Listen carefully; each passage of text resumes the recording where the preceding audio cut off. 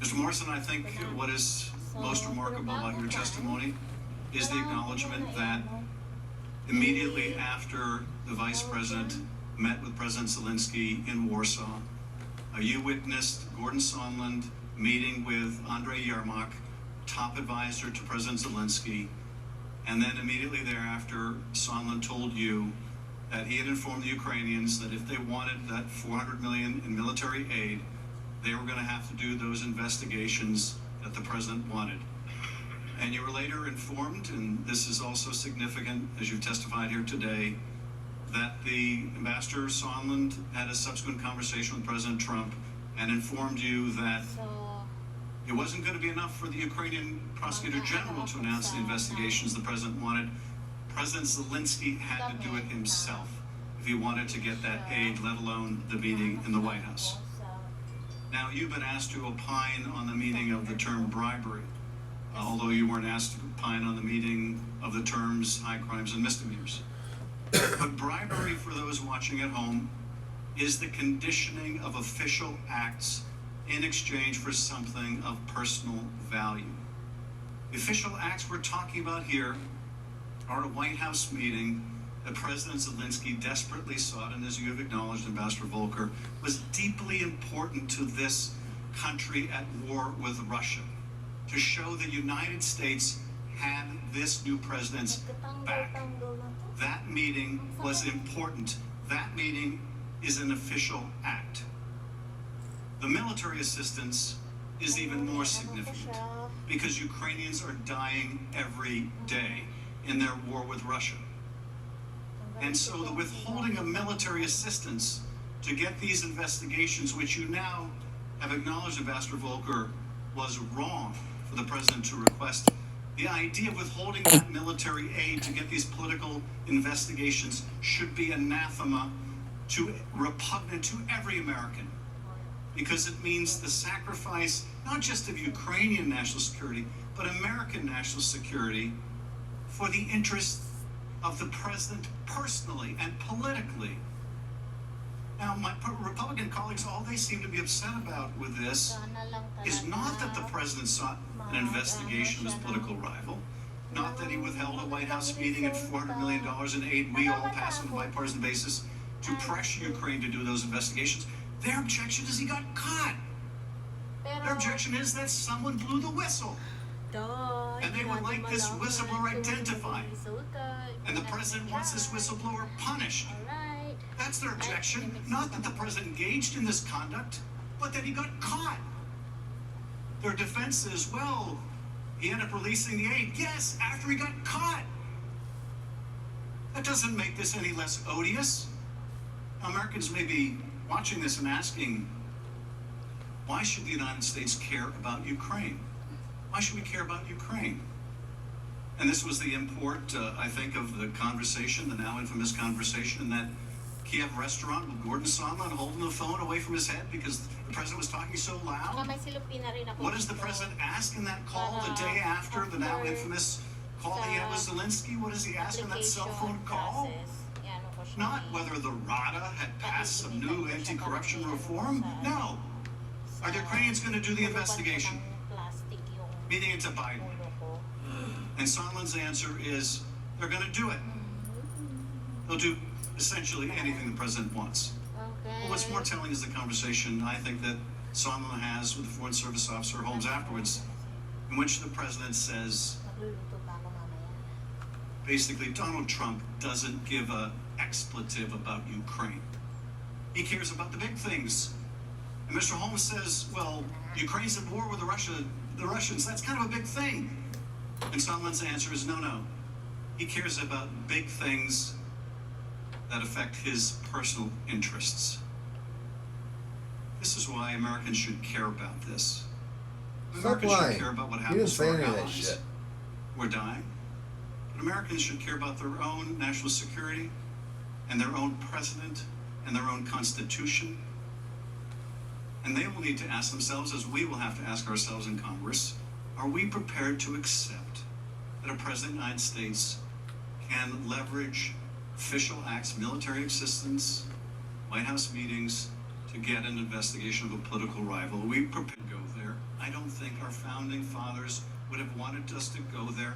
Indeed, I think when the founding fathers provided a remedy, that remedy being impeachment, they had the very concern that the President of the United States may betray the national security interests of the country for personal interests. They put that remedy in the Constitution, not because they wanted to willy-nilly overturn elections. No, because they wanted a powerful anti-corruption mechanism when that corruption came from the highest office in the land. We are adjourned. I ask the audience to please allow the witnesses to leave the room before they exit. Well, there you go.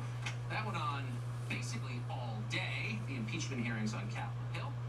Good evening. As we continue our show tonight, the circus train of impeachment remains stalled on the tracks. Official Washington trapped in gridlock, thanks to what you just saw. Around the world, foreign governments are quaking and toppling. Our own economy, by the way, is making some ominous noises that you would think somebody in charge might want to pay some attention to, but no.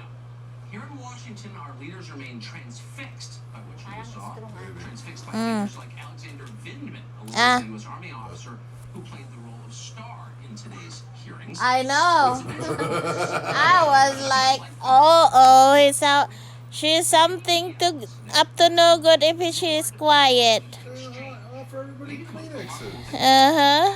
She's gonna cry because she's so cute. Uh-huh. You went to Ukraine for the inauguration? Correct. At any point, Princess, before you will know that she is quiet already, you will be scared because it's gonna be in the edge and then trying to dig all those dirt Yeah. and trying to do like, I was like, oh my god. Oh, jeez. Well, it's kids, you know, Yeah. part of the bacteria. He was offered defense minister 3 times. Outlets today resolutely ignored the following exchange. Maybe the most remarkable thing that happened today. It happened on live television, but you may not have seen it. Here it is. You went to Ukraine for the inauguration? Correct. At any point during that trip, did Mr. Daniluk offer you a position of defense minister with the Ukrainian government? He did. And how many times did he do that? I believe it was 3 times. Wait, what? He was offered defense minister 3 times? Keep in mind that Alexander Vindman was born in Ukraine, speaks Ukrainian, and clearly has strongly held views about Ukrainian politics, views that may or may not align with U.S. policy on the subject. Now we learn that the Ukrainian government repeatedly asked Vindman to take formal control of the entire Ukrainian military, which, for the record, is a very strange thing to ask of an active duty American military officer. And yet somehow, that constellation of facts did not raise a single red flag for our self-appointed watchdogs in the news media. Alexander Vindman is hurting Trump. Therefore, he's an American hero. That's what they know, and they don't want to know any more than that. They're adamantly uninterested, for example, in the identity of the so-called whistleblower. We learned that today from this, probably the weirdest exchange.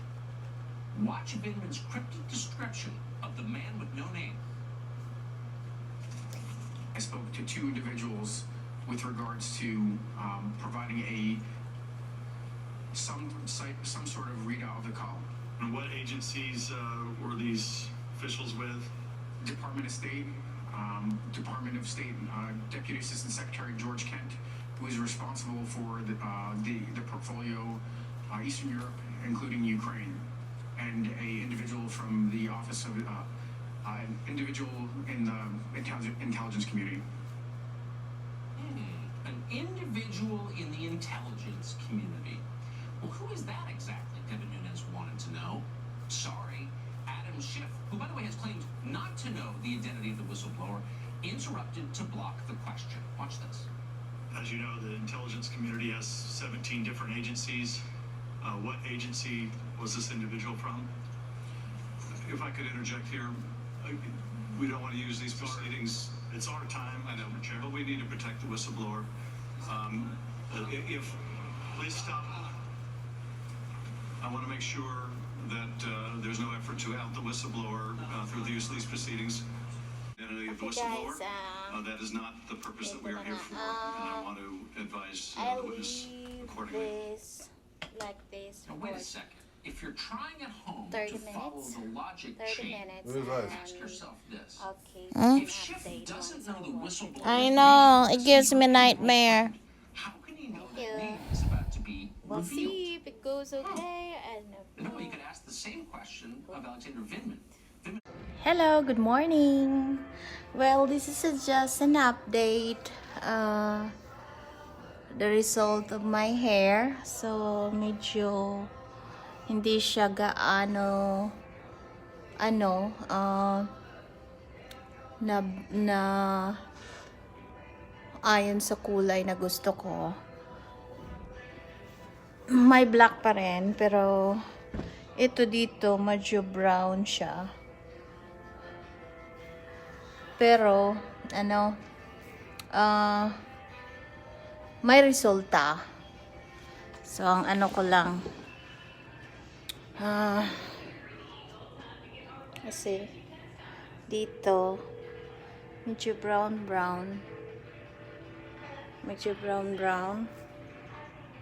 yung sa may likod mayroon pa rin talaga, hindi talaga siya gaano totally brown, pero okay na.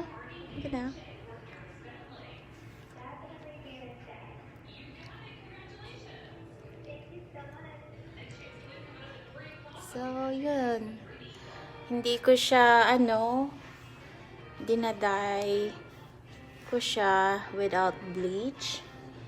So